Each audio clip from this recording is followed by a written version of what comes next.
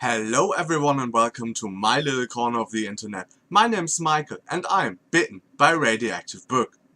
Today is Friday and that means Friday Reads on my channel, the segment where I talk about all the books I'm planning to read over the weekend.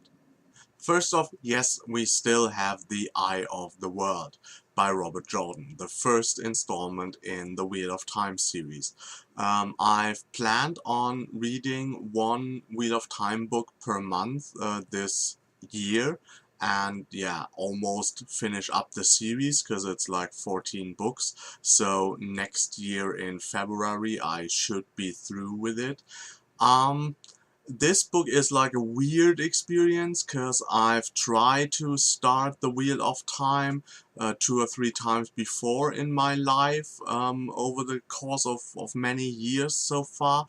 So this book is technically a reread for me, and I've read it like 2 or 3 times. Not always entirely, but yeah, the majority of it. And so now it's more like a remembering of the plot and always like, oh yeah, that happened, that happened.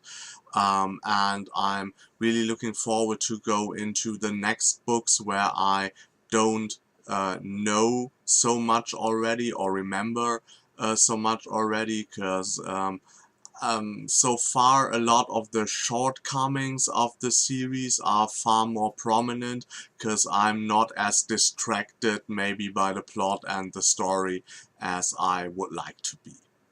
Next up we have The Magicians by Lev Grossman. This is a story about a young teenager at the end of his high school life who's looking into colleges, and then discovers that he has magic abilities and goes off to a magic college. That seems, of course, like a Harry Potter kind of story, but with the protagonist being considerably older, that story takes a totally different turn, because we are dealing with young adults and with a lot of problems they already have. This book is very much about what it means to have meaning in life or the lack of it, and to deal with that kind of fact. And we see, yeah, various things that we would consider miserable.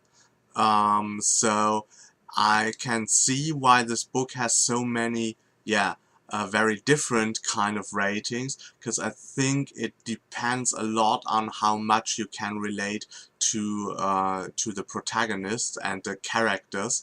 And a lot of people that might be very secure in their own feeling of having found a meaning of life will shrug and say, what do I want with these whiny characters? But if you're someone who maybe thinks as well as the characters that the whole kind of society and organization and meanings we find in ourselves, in our lives, are mere like a fraud and a front that might, yeah, avert our eyes from the reality that we're all going to die and that there's absolutely nothing what life can offer us except of living it to its fullest, then you might connect with the characters way better. I'm already 70% into this book, so I just have like a few more chapters to read until the end. And the book is very interesting on the one hand. As unfocused as the characters are, that is very cleverly reflected by the writing style, because we cover like a huge chunk of material in a very short amount of time. For example, the whole school experience is about 5 years, and we see that in approximately 50% of the book. So the book not only deals with like the school kind of scenario, but also with people who graduate from school and ask themselves, what are we going to do with our lives? Especially if you are a very powerful magician.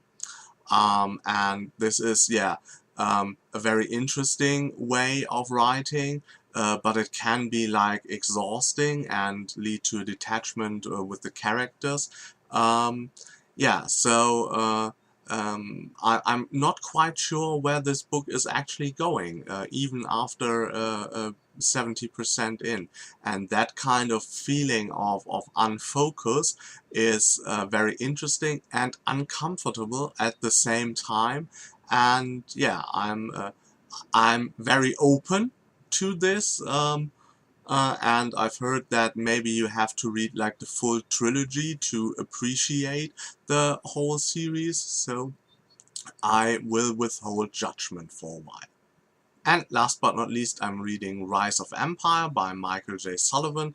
It's the it's the second installment in his Rhaeria Revelations series, and it includes like the third and the fourth book in the series. The series is about a duo of thieves, Hadrian and Royce, who are hired as mercenaries by some royals to steal a sword in the first book, and from there on out they get more and more involved in like the politics or the grander schemes of the nation, where all these stories are playing in. It's a very interesting take because it uses like a lot of classical fantasy tropes, but it tells the story with a very modern spin, and having learned from the mistakes that were often made with all these tropes. And so it very cleverly reads like a modern classical fantasy. And yeah, that feeling that I already had like in the first bind up continues here in the second. I'm like 60% through with it so far, and I'm really enjoying it. So that's what I'm planning to read over the weekend. I hope you enjoyed this video. If you did, hit the like button. If you want to see more of me, subscribe to my channel. If you want to know what's coming up on my channel, please look inside the description box. There's a little segment there called On the Horizon.